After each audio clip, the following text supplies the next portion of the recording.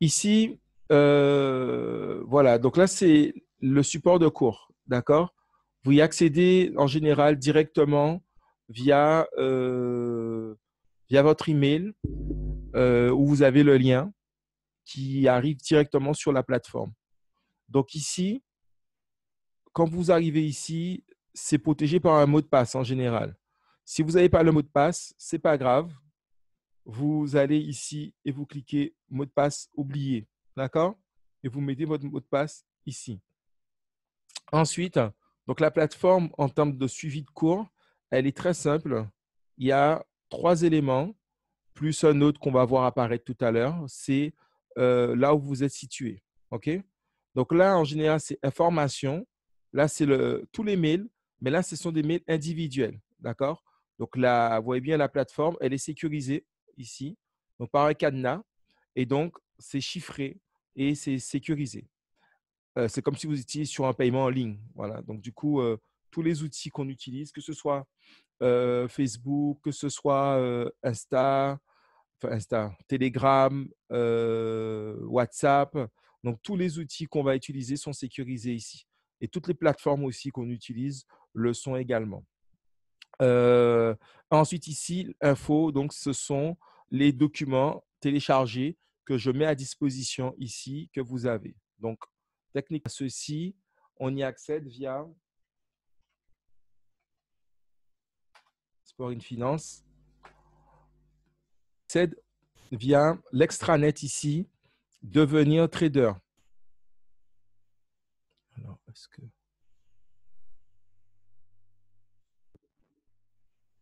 D'accord. Et dès lors que vous avez renseigné prénom, nom, email, vous accédez effectivement à cet outil-là.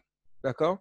Donc là, c'était pour le suivi de cours et la discussion, notamment pour avoir les supports de cours. Ensuite, pour les exercices, et on va revenir sur la partie trading. Donc, on a mis en place donc, des tableaux. Donc ça, c'est très important de pouvoir vous y abonner. Comme ça, chaque fois que vous avez un nouveau tableau, ben, du coup, vous êtes alerté. Donc ici, sur Pinterest, qui est un outil avec les statistiques qui est quand même utilisé à plus de 80% de femmes, je ne savais même pas. Mais quoi qu'il en soit, il est très intuitif et très intéressant pour la formation. Donc ici, sur ce lien-là, donc je vais vous le remettre directement en, voilà, je vais vous l'envoyer directement en conversation. Donc ici, pour tout le monde. Voilà. Je vous envoie le lien. Et donc ici, vous avez exercice. Donc à chaque fois qu'il va y avoir un exercice ou des éléments par rapport à un exercice, je vous l'aurai dans cet onglet-là. Vous avez la psychologie du trader. Donc, comme je disais la dernière fois, ça va faire l'objet d'une session vraiment particulière où on va vraiment travailler sur la psychologie du trader. Ensuite, il y a un autre onglet qui s'appelle Entrer et sortir.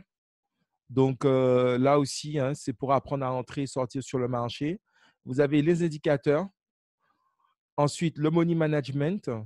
Et vous avez un autre onglet, se protéger. Et donc, quoi qu'il en soit, ce sont des éléments, même si vous n'avez pas tout de suite l'explication, mais que vous puissiez déjà en prendre note. Comme la dernière fois, la protection en tant que trader, c'est de se protéger par rapport à son outil.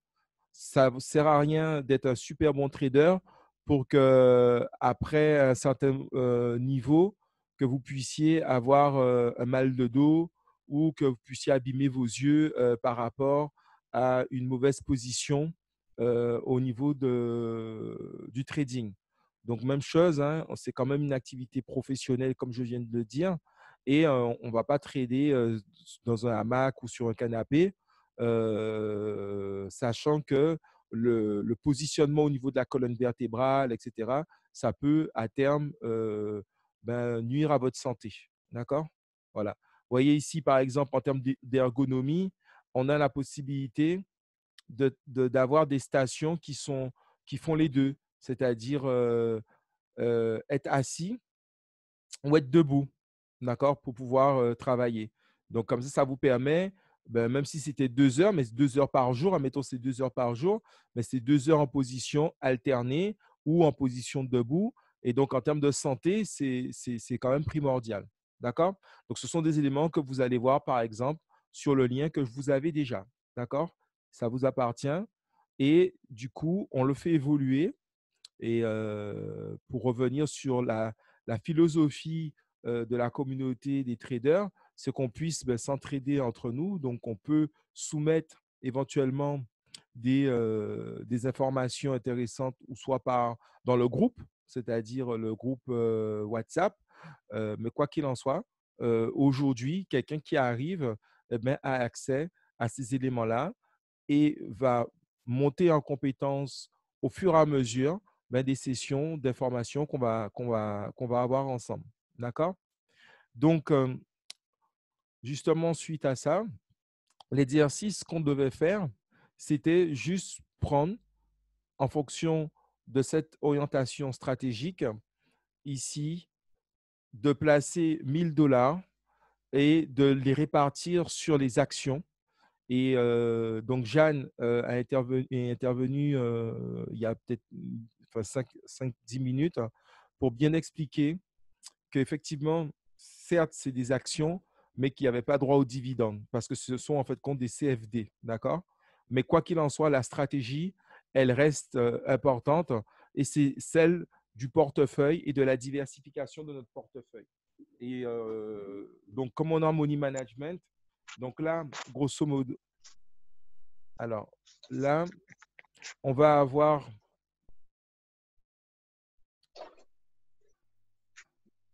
on a un portefeuille.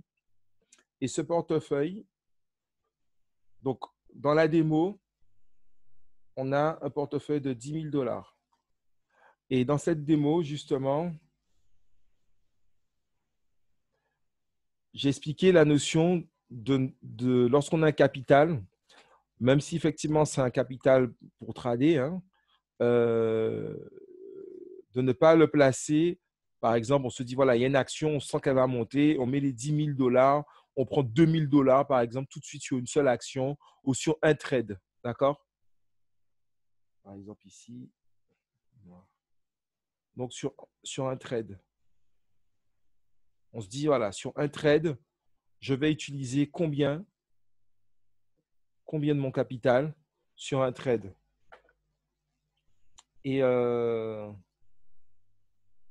le problème, c'est que si ce trade-là, étant donné qu'aucun trader au monde n'arrive ou ne peut faire du 100%, c'est-à-dire chaque fois qu'il va trader, il va gagner à tous les coups, ça n'existe pas. Donc, du coup, on ne peut pas prendre le risque sur un trade de pouvoir prendre une grosse partie de son capital. OK? Donc, on peut avoir tous ces 10 000 $ plus ou moins placés, mais placés de façon intelligente, bien entendu.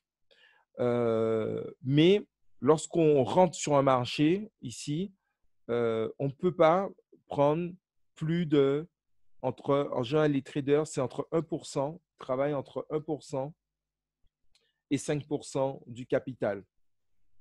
Et lorsqu'ils ont fini de trader, ben, ils ont plus il n'y a plus de capital.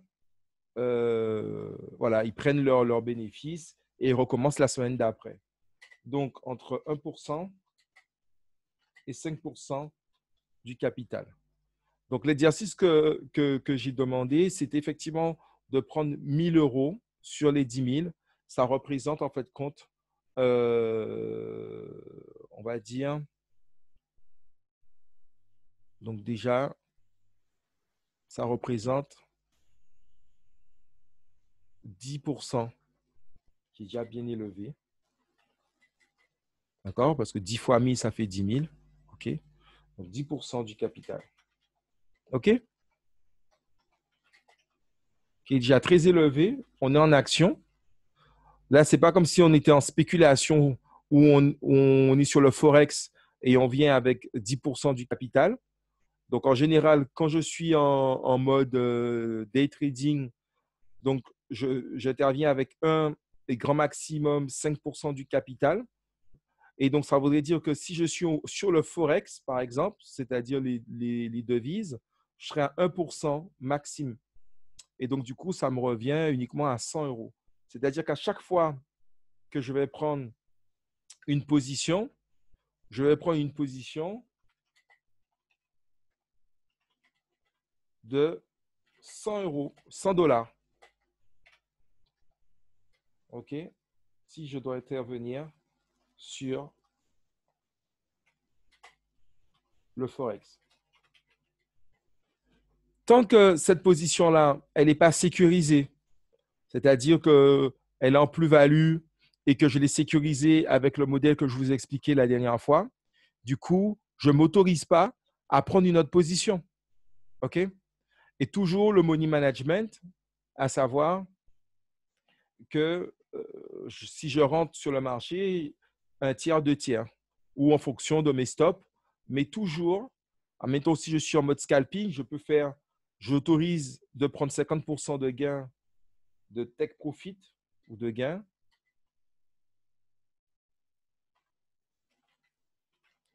ou je mets mon stop à 50% de perte.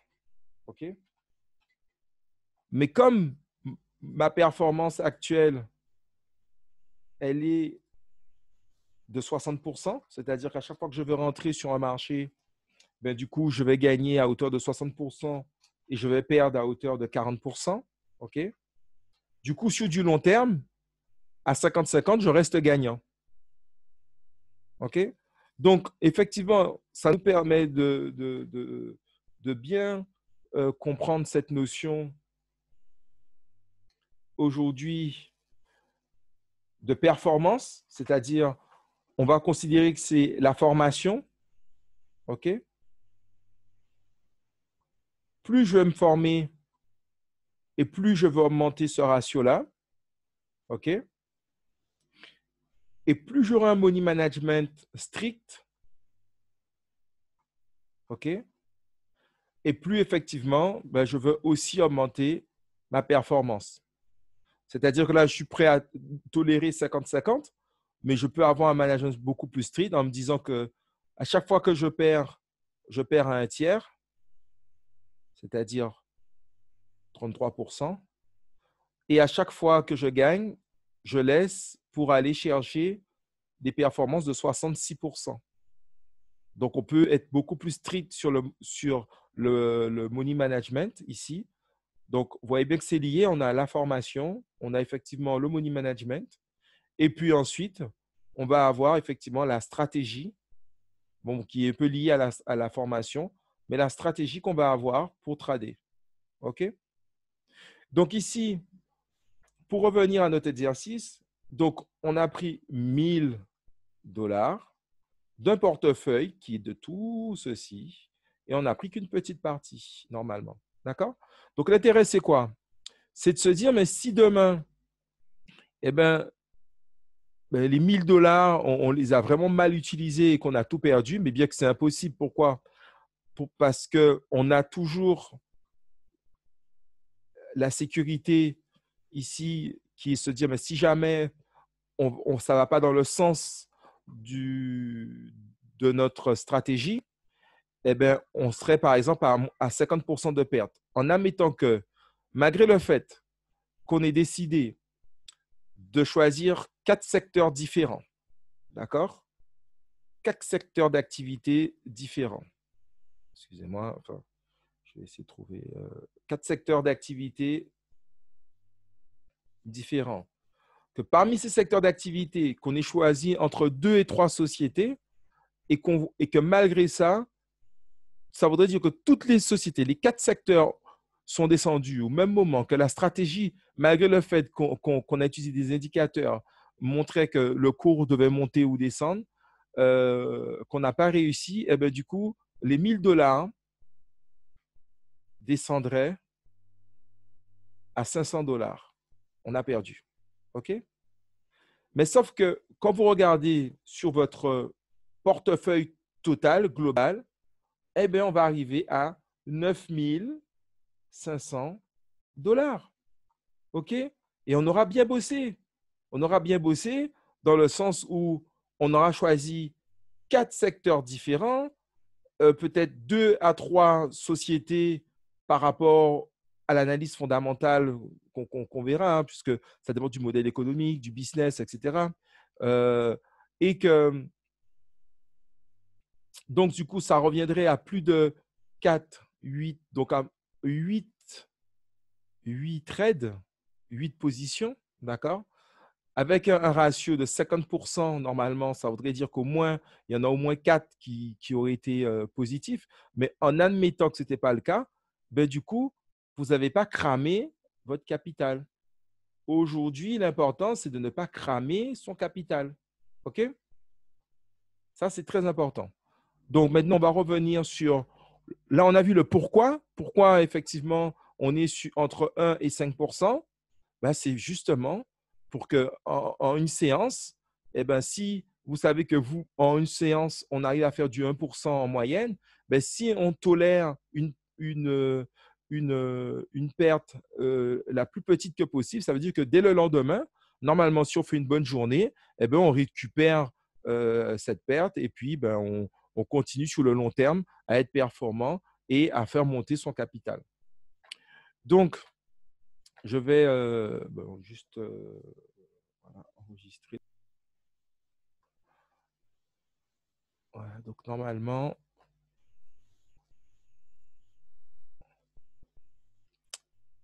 normalement, ici, 25% d'Internet. Donc, pourquoi Internet? Ben, aujourd'hui, c'est déjà un bon niveau de répartition parce que le monde futur est basé effectivement sur l'Internet. On a vu Amazon, Jeff Bezos, on a vu Google, comment aujourd'hui, dès qu'on veut faire une recherche, on utilise Google. Donc, du coup, on se dit, allez, sur du long terme, on est sur le marché action, je vais me positionner sur des valeurs intéressantes, donc Internet.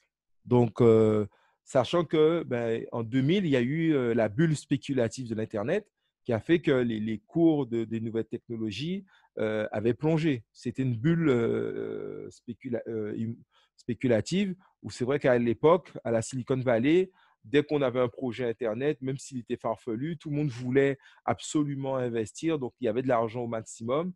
Bon, à un moment donné, il y a eu la bulle. Mais quoi qu'il en soit, les valeurs sûres, toutes celles qui avaient un modèle économique sérieux, ben, sont restées.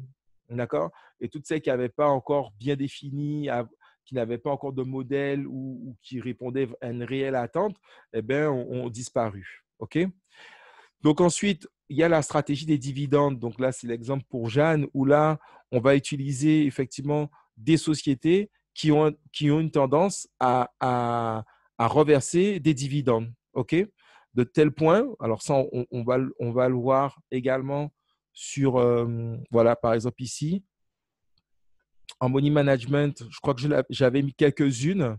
Mais ça, c'est si effectivement vous avez la possibilité de pouvoir remplir les critères des plateformes, des grosses plateformes comme Saxo Bank, par exemple, ou bien Interactive Broker, il faut un minimum, effectivement, de 10 000 euros, 10 000 $ pour pouvoir commencer à intéresser ces différentes plateformes.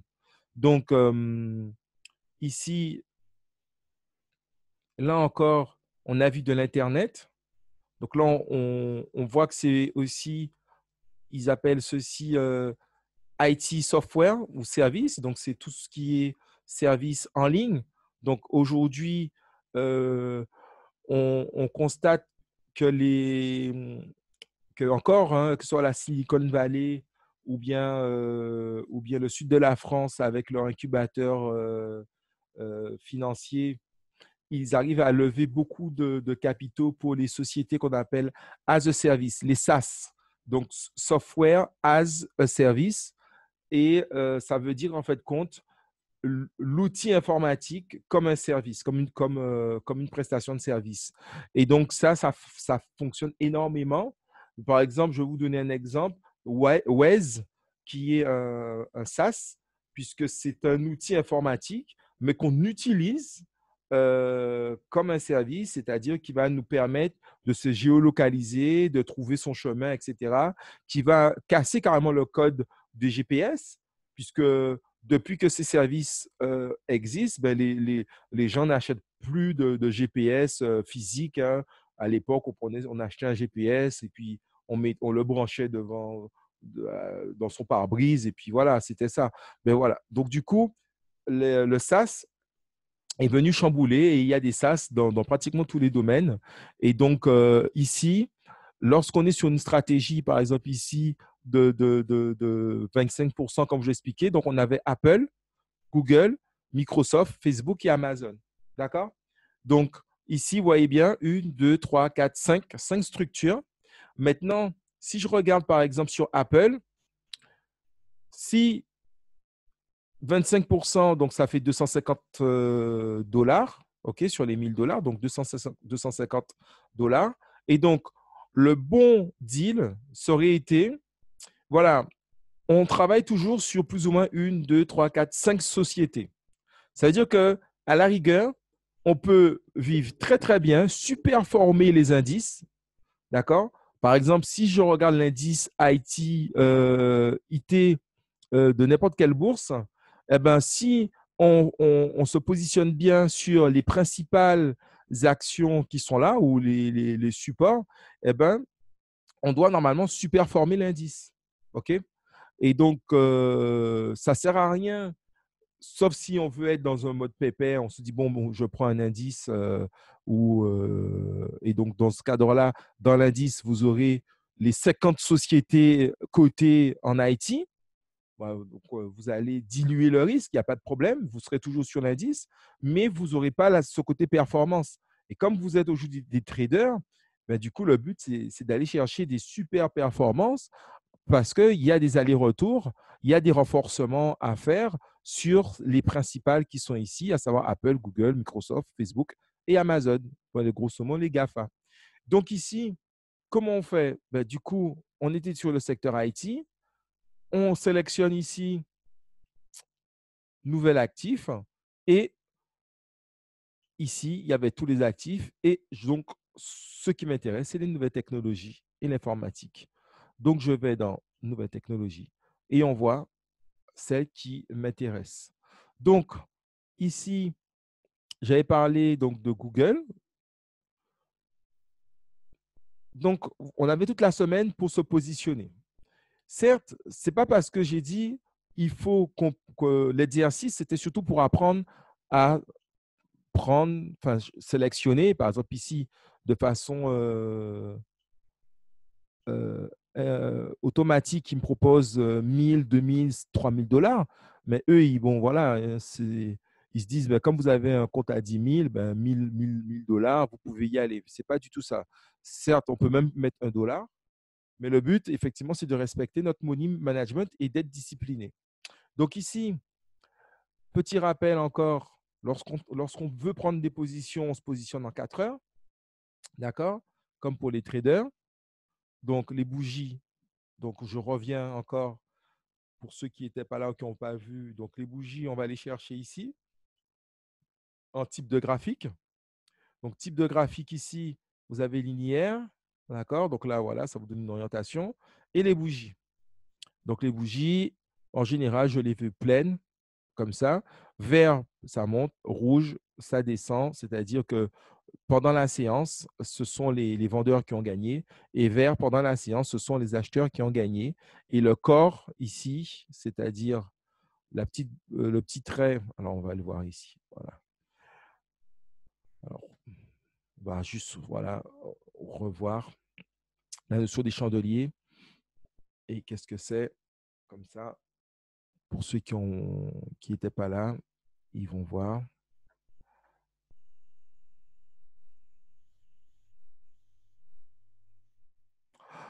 Voilà. Donc ici, je dis en rouge parce que pendant le cours alors là, c'est 2 heures, je dis 4 heures, mais voilà, ici, on va mettre 4 heures. Pourquoi 4 heures? Parce que les traders professionnels fonctionnent avec 4 heures. Pourquoi ça ne m'a pas donné 4 heures? Parce que là, je suis trop petit. Donc, il faut que je descende. Voilà, au moins sur 7 jours, au moins sur le mois. Donc, les traders bon, ben, ont une vision plus ou moins voilà, sur 30 jours pour voir l'évolution du cours et pour éviter de se tromper en se positionnant sur une période trop petite et en se disant, ben voilà, c'est stable. Voilà. Là, comme ça, on se dit, ben, le cours, il est stable. Il oscille entre là et là. Alors que ce n'est pas du tout vrai, puisque on s'est juste mal positionné au niveau de la lecture du graphique. Donc, on est en 4 heures et là, sur 30 jours, on voit bien qu'il y a une baisse et que maintenant, il y a une reprise, plus ou moins. Et puis, on est quand même sur un point qui est assez important, puisque là, il y a eu un pullback ici. Voilà. Alors, est-ce que donc là, il y a eu un pullback, vous voyez ici. Donc, on est quand même sur un niveau qui est assez important, sachant, on ne sait pas encore si ça va faire comme ça ou si ça va faire comme ça. Mais c'est à surveiller. OK? Donc, voilà, on peut partir déjà sur ce constat-là. On se dit, ben voilà, l'action Google, parmi mes choix dans la répartition, c'est une action que j'ai envie de prendre, mais je ne sais pas encore quand est-ce que je vais rentrer sur cette action. Ce n'est pas parce que j'ai dit, OK, il faut prendre des actions Google maintenant qu'il faut rentrer n'importe comment sur l'action. OK? Et donc, comment on va faire pour rentrer bien sur l'action? Ben, on va utiliser des indicateurs. Donc, l'un des premiers indicateurs dont je vous ai parlé, c'était les bandes de Bollinger. Donc là, qu'est-ce qu'on constate? On constate que le plus souvent, on est dans cette partie-là, donc on est sur une tendance qui est haussière, mais qu'en même temps, on est sur un support qui a l'air important ici, et on ne sait pas encore si le cours va casser bien évidemment vers le haut ou vers le bas, puisqu'on on est des traders, on va fonctionner en probabilité, mais on n'a pas la science infuse et on ne peut pas avoir d'excès de confiance, puisque quoi qu'il en soit, on va toujours rentrer avec un stop et un take profit de façon à se dire, mais si jamais ça casse là-haut, où est-ce que ça va aller? On va toujours se dire, mais où est-ce que ça va aller? Est-ce que ça va aller à ce niveau-là ou à celui-là? Vous voyez? Par exemple, là, il y a un niveau ici qu'on aurait pu définir. Voilà, c'est pour ça que j'ai mis même hauteur. Et même chose pour le bas, c'est que si jamais ça caresse la résistance et que ça aille dans un autre sens, mais quand est-ce que ça va? Quand est-ce que le signal de baisse, il va arriver? Donc ça, c'est important. Et donc, comment on va le voir ceci? Ben, écoutez, là, si je grandis mon schéma, est-ce qu'il y a moyen de grandir? Oui. Alors, ouais. Vous voyez, l'un des points en matière de changement, orientation, vous voyez ici, là, ça a caressé la moyenne mobile. Et en général, quand ça casse, normalement, ça casse vers le haut. OK? Mais là, vous voyez, il y a eu du bruit, donc c'est monté, ça n'a pas cassé. Ça a cassé un petit peu, mais il y a pas eu de. Ça n'a pas franchi la moyenne mobile. Par contre, ici, ça l'a cassé de façon violente, puisqu'il y a même eu un gap. Un gap, ça veut dire qu'il n'y a même pas eu de cotation. C'est passé tout de suite en haut de la moyenne mobile que vous voyez là. Et là, on est effectivement, alors qu'on était sur un bien baissier, hein, ben, c'est reparti à la hausse. Par la suite, on a eu encore ici un gap, parce qu'en général, quand il y a un gap haussier, il y a toujours un gap baissier qui revient derrière. Ça, ça c'est au niveau technique, on verra ça ensemble. On le voit maintenant, hein. Donc, les gaps, c'est quoi? C'est que le cours est tellement élevé qu'à un moment donné, il n'y a plus de cotation. Donc, en général, c'est une ouverture, fermeture de marché. Et il y a même des personnes qui tradent sur les actions uniquement comme ça, c'est-à-dire ouverture, fermeture de marché. Et il y a des personnes qui, ben, c'est une des stratégies. On la verra parmi les 67 ou les plus de 60 stratégies qui existent en matière de trading.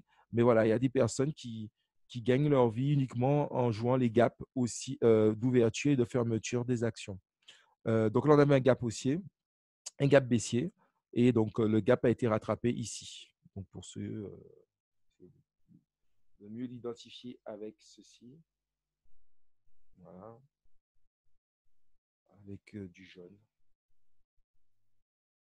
OK. Donc ici, voilà, il y a eu un gap et là, un gap. C'est-à-dire que Il y a eu un saut, il n'y a pratiquement pas de cotation sur ces deux niveaux-là. Et là, il y en a un petit. Donc, on est sur un bien haussier. Bon, bien que là, ça a cassé, bien entendu, c'est resté, mais ça n'a pas continué. Et il y a eu encore un gap ici. Voilà. Et là, on est sur un mouvement haussier. Si je me dis que le cours, il redescend à la baisse, ça voudrait dire, quoi qu'il en soit, il faut qu'il casse la moyenne mobile que vous voyez là. Ok, ça voudrait dire qu'à un moment donné, le cours doit casser ici pour me donner déjà un premier signal de me dire, bon, ben là, le cours est en train de redescendre. Ok. Tant que c'est en haut, ne prends pas de position. Donc, la base, c'est de ne pas prendre, sauf si on fait du scalping où on est très, très bon, de prendre des positions qui vont contre le marché. D'accord? Donc là, on est sur un bien haussier. On se positionne. Si on est à la semaine, par exemple, en haussier pour le moment. OK? Mais si on est sur du très, très long terme, là, sur la position qu'on a eue, on est pour le moment. Alors, c'est vrai que de façon générale, c'est quand même la crise qui est arrivée ici. Google n'a pas que les actions Internet, enfin, d'activité d'Internet. Donc, si je reviens sur les. Alors, comme je vous l'ai dit, la limite de IQ, c'est que j'ai un feedback que sur 2 ans maximum. Et les plateformes professionnelles ont un feedback qui vont sur 10 ans. Donc, des fois, il y a des sociétés, par exemple, comme Bayer ou Pfizer, donc des sociétés pharmaceutiques, qui ont un historique qui est beaucoup plus grand que 2 ans et que des fois, on peut avoir des informations graphiques qui n'apparaissent pas sur les 2 ans. Mais bon, quoi qu'il en soit, Google, voilà, c'est quand même une action qui a toujours été haussière jusqu'à très récemment. Donc là, c'est à partir de quand? 2020, voilà, février, donc depuis la crise, hein, et elle a déjà repris plus de la moitié de la perte. Donc, du coup, on est, on est sur un bien pour le moment qui est haussier, d'accord? Donc, on peut considérer qu'en admettant que je souhaite rentrer sur le marché, on est sur une droite ici qui est importante, donc qu'on surveille. Je peux effectivement ou soit me dire, je vais sécuriser mon entrée sur le marché en me disant, mais moi, si je rentre sur le marché, je veux rentrer sur Google à ce niveau-là. D'accord? Donc, à ce niveau-là.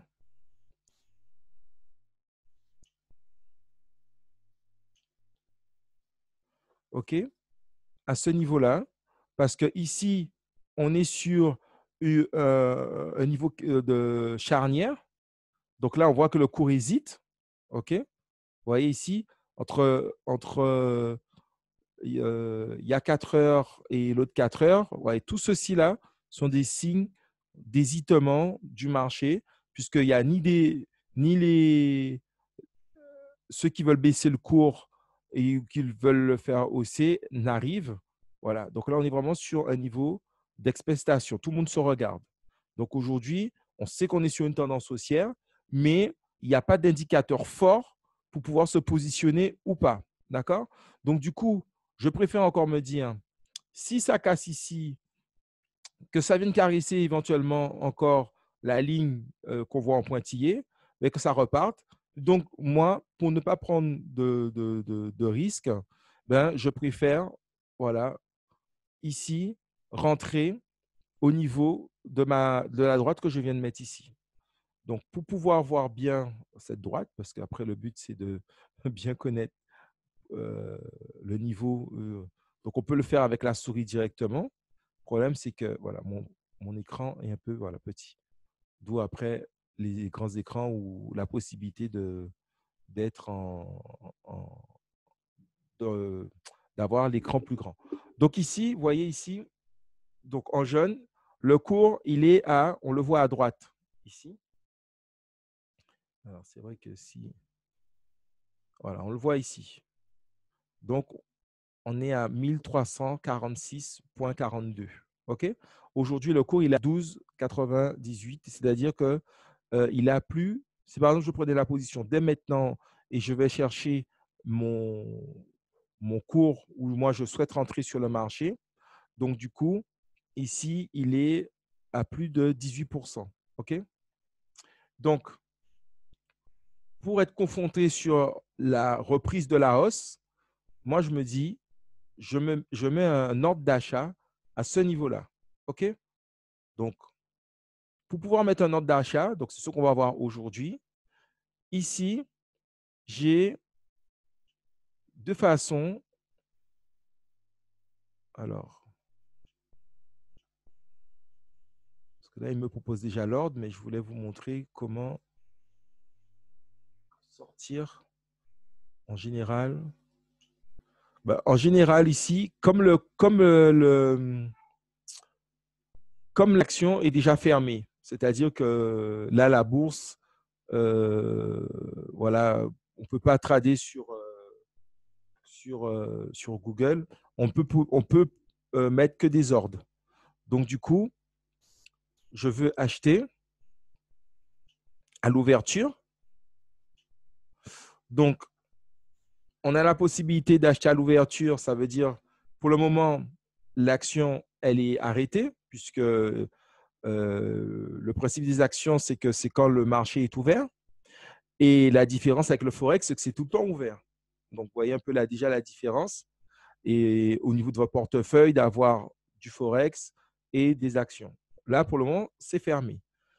Donc, ça veut dire quoi? Ça veut dire que si pendant le week-end, Google, il y a un terroriste qui fait exploser Google, ben, du coup, le lundi matin, très tôt, on va avoir une baisse phénoménale. Donc, si vous aviez mis 2000 euros sur votre portefeuille, ben, du coup, ça risque de faire mal. C'est pour ça qu'on n'aime pas trader en position overnight, c'est-à-dire la nuit, parce que des choses peuvent se passer la nuit, parce qu'on dort, ça arrive. Même si on met des stops, bon, ben, en tout cas, ça sécurise, ça c'est très bien. Mais c'est surtout le week-end qui est beaucoup plus long parce qu'il y a pas mal de choses qui peuvent se passer. Donc aujourd'hui, je me dis, voilà, hausse, donc prix de l'actif, il est à 12 1286. Donc c'est, et moi, 86, vous voyez, il est légèrement différent parce qu'il y a ce qu'on appelle le spread du broker. OK? Ça, on va revenir sur ça aussi. Donc, c'est la commission que prend le broker à chaque fois qu'on prend une position. Mais quoi qu'il en soit, ici, donc, je veux acheter à, et donc 1346. Donc, ici, je tape 1346. OK? 1346. Voilà. Donc, je sélectionne le montant. Donc, on était à 250 $. Je vais prendre 5 positions. Enfin, je vais prendre 5 sociétés dans le domaine des technologies. Donc, sur 250 $, ça va me faire 5. Donc, ça me fait à peu près 20. Ça me fait 50 par. Non, si c'est 250, donc j'en ai 5. Et donc, du coup, ça va me faire plus de l'ordre de 15.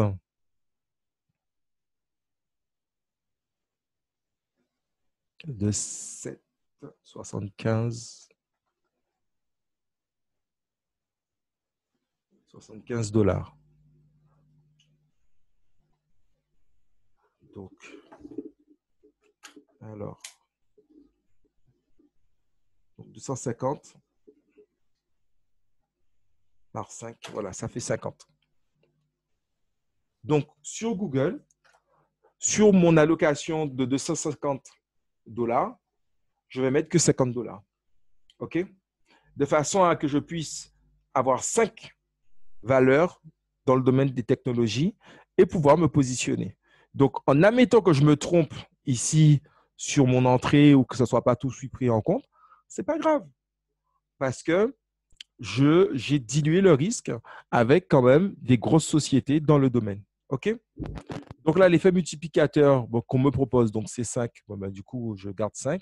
On est en apprentissage. Hein. Donc, ça veut dire que je vais quand même, et c'est ça qui est puissant, c'est que j'ai 1000 $, d'accord? et que malgré les 1 000 $, j'ai dit que je prends 25% pour les technologies. Donc, dans les technologies, OK, je viens avec 50 $, mais dans la réalité, sur le marché, je viendrai avec 250 $ par rapport au l'effet levier que j'ai. Et c'est pas normalement quand vous êtes sur Boursorama ou certains, certains placements en fait compte, vous aurez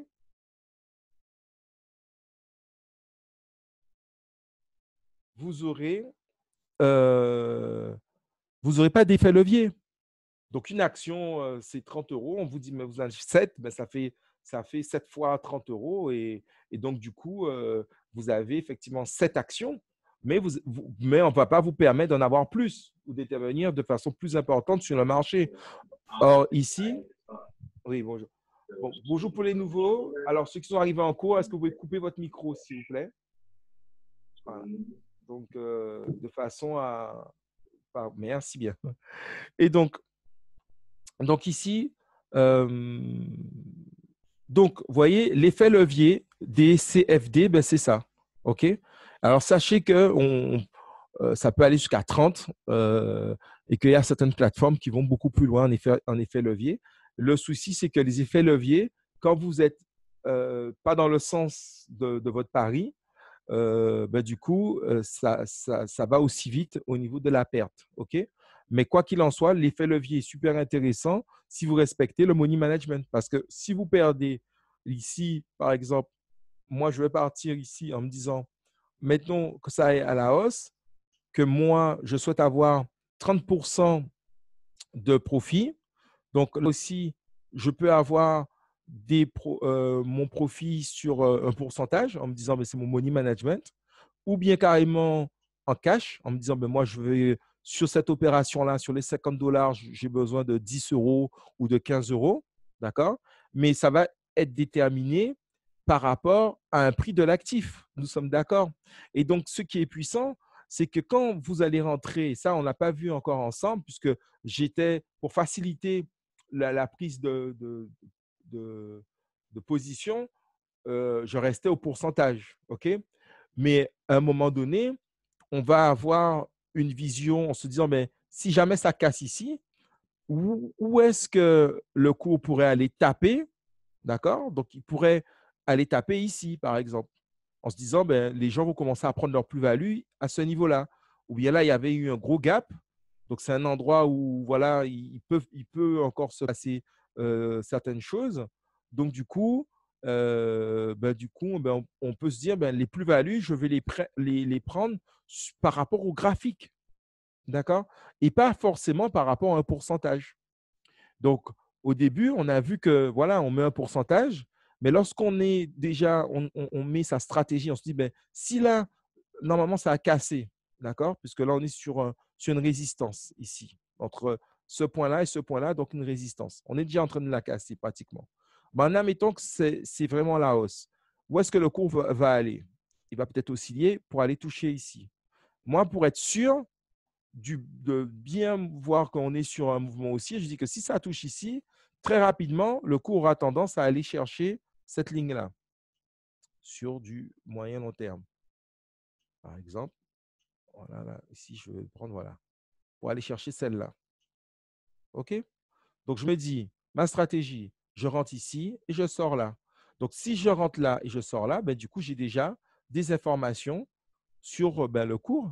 Donc là, le cours serait à 1422, d'accord? Et donc, du coup, quand je rentre ici pour mon positionnement de clôture, donc ici, au lieu de mettre un pourcentage, je peux dire, moi, à 1422, je veux sortir. OK? Donc 1422. Et là, moins 20% de perte parce que c'est ce que je m'autorise à perdre sur mes 50 $. Donc sur mes 50 $ ici, moins 20% de perte, ça voudrait dire que je ne veux pas perdre plus de 10, plus de 10 $. OK? À partir du moment où j'ai renseigné mes infos, je valide et là, on est à l'achat. Voilà. À partir du moment où j'ai validé, voilà, qu'est-ce qui se passe? Commande en attente de création. Donc, acheter du Google, voilà. Donc, en dépassant 50 $ au prix de 1346. D'accord? Vous voyez bien? Donc, le robot s'est mis en place.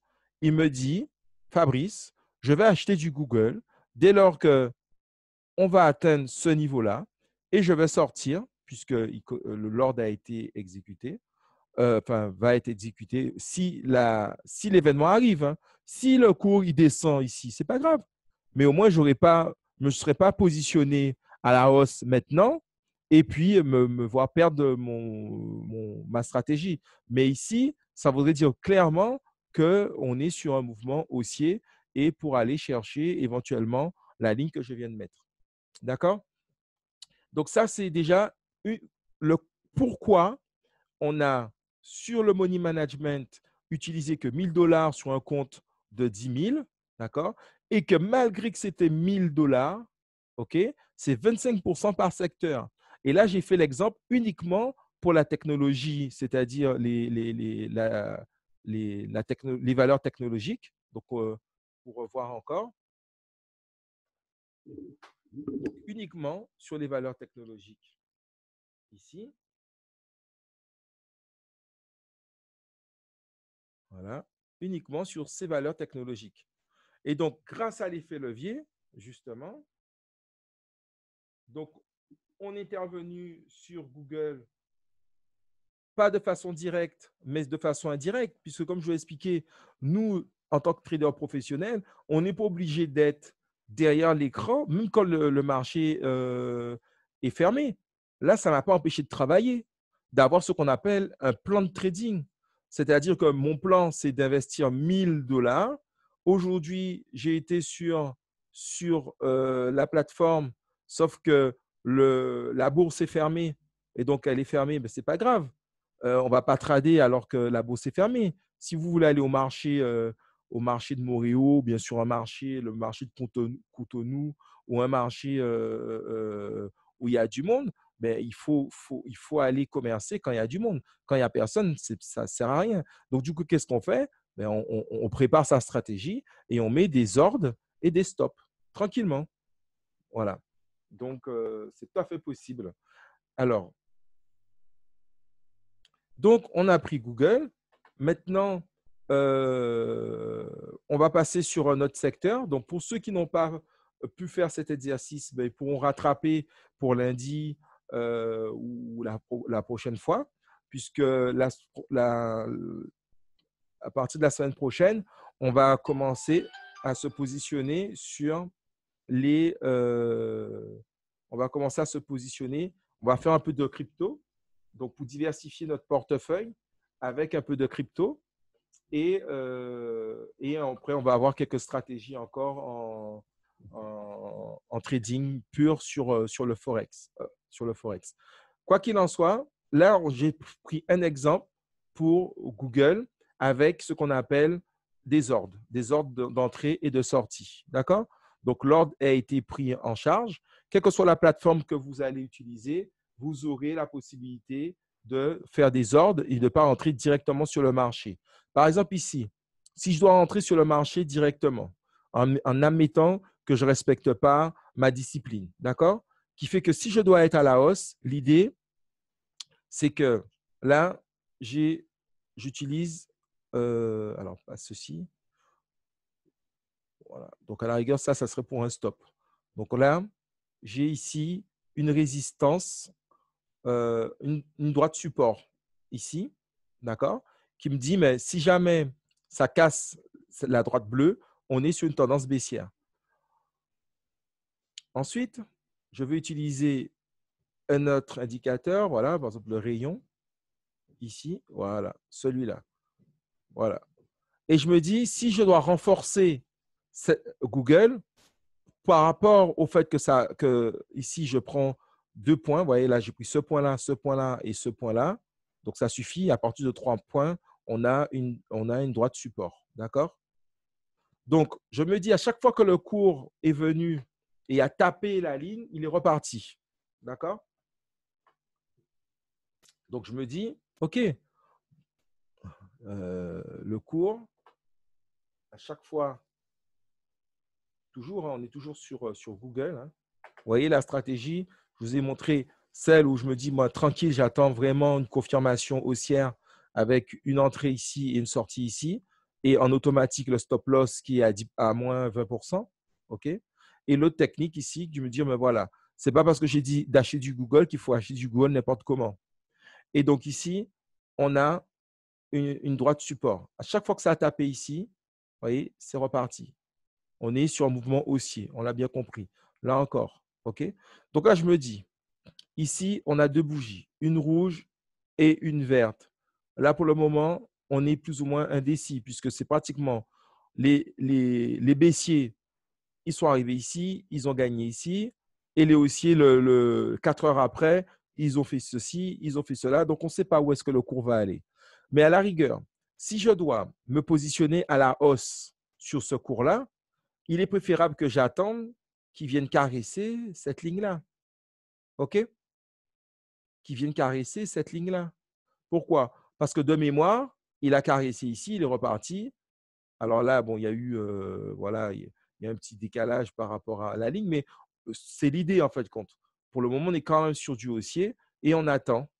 Donc, à la rigueur, je peux me dire, j'attends l'ouverture du marché lundi et dès lors que ça arrive ici et que je vois qu'au niveau des bougies, ça me donne un signal d'achat, vous voyez bien, signal d'achat au niveau des bougies. OK. Donc, je me positionnerai à la hausse. Voilà. Donc là, pour le moment, c'est indécis. Donc, je ne peux pas me positionner, surtout en plus le week-end arrive, faire quoi que ce soit sur ce cours-là. OK.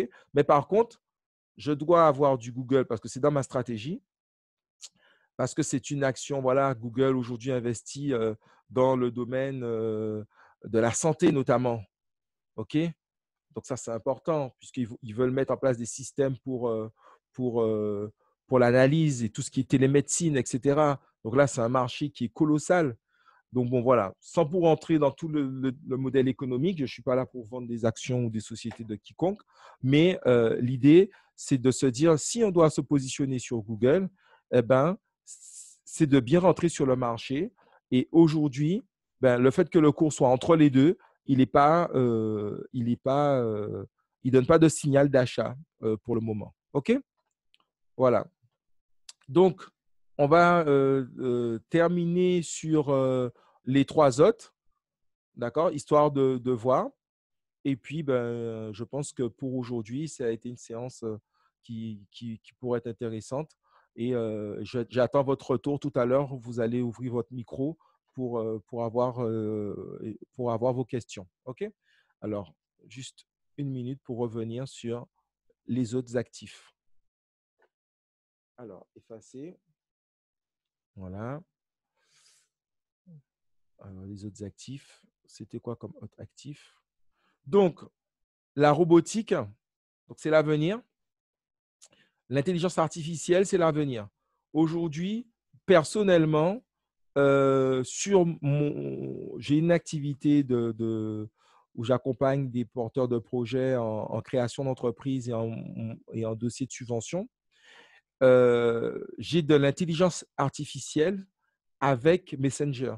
C'est-à-dire que quand j'ai quelqu'un qui arrive sur ma page et qui me demande bonjour, qu'est-ce que vous faites, etc., ce n'est pas moi qui réponds. C'est déjà un robot qui répond. Mais c'est des questions simples parce que c'est des questions que tout le monde me demande. Où est-ce que vous êtes situé? Qu'est-ce que vous vendez? Est-ce qu'on peut prendre un rendez-vous? Donc, ce n'est pas moi qui parle avec la personne, c'est déjà le robot. Et de plus en plus, ça va être le cas. Et donc, la robotique, notamment avec les Fab Labs, là, on le voit encore, le Fab Lab de Jarry, donc en Guadeloupe, on a un Fab Lab où ils ont mis en place des visières ou même des systèmes de, d'assistance respiratoire, enfin les appareils pour l'assistance respiratoire par rapport au Covid, eh ben, c'est l'avenir. OK? Donc, imprimante 3D, etc. Donc là aussi, il faut savoir où se positionner. Vous avez quelques sociétés qui travaillent dans le secteur et vous avez aussi des perles, par exemple, intelligence artificielle et robotique dans le domaine chirurgical. Voilà, vous avez des perles comme ça que les gens utilisent. Alors, il y a un fond, j'entends un fond. Donc, n'oubliez pas de baisser votre micro, s'il vous plaît. Voilà, bon, je le fais. OK, merci. Alors, ensuite, vous avez pharmacie, santé, d'accord? Et lors du dernier cours,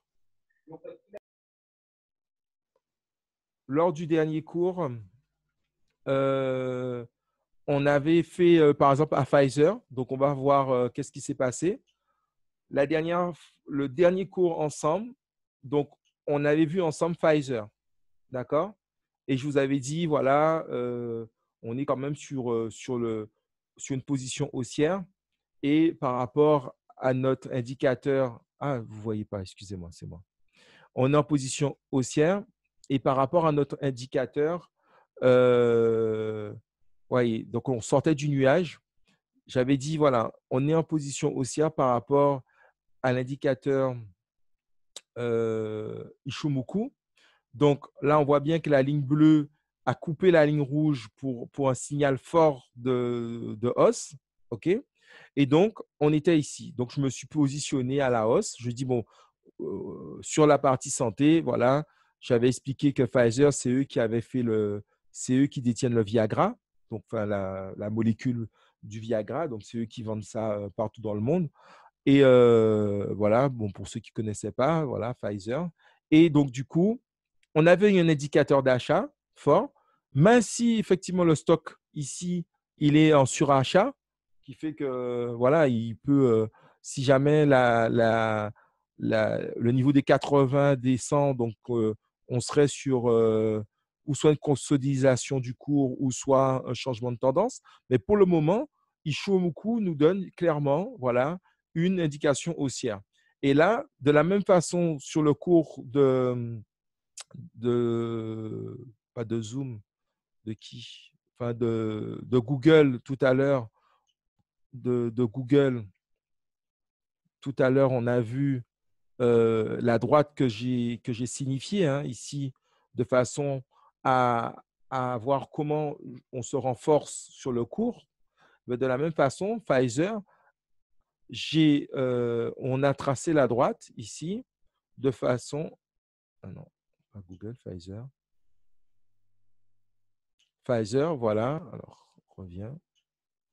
De façon à effectivement se dire comment on va se renforcer ou pas. Donc là, ici, ouais, je n'ai même pas attendu d'être sur un plus bas ici pour me positionner à la hausse, puisqu'on était quand même sur un signal ici. Je suis parti sur le signal de Ishimoku. Et donc, ici, effectivement, le trade a été positif puisqu'on est à plus de 24% de profit. Donc là, vous voyez, même exemple, donc sur 25 $, OK? Donc là, ça fait 24% de profit par rapport à lundi. Donc, ceux qui étaient avec moi lundi, vous voyez, j'ai pris la position lundi et là, on est vendredi, donc une semaine, enfin 6 jours après, quoi.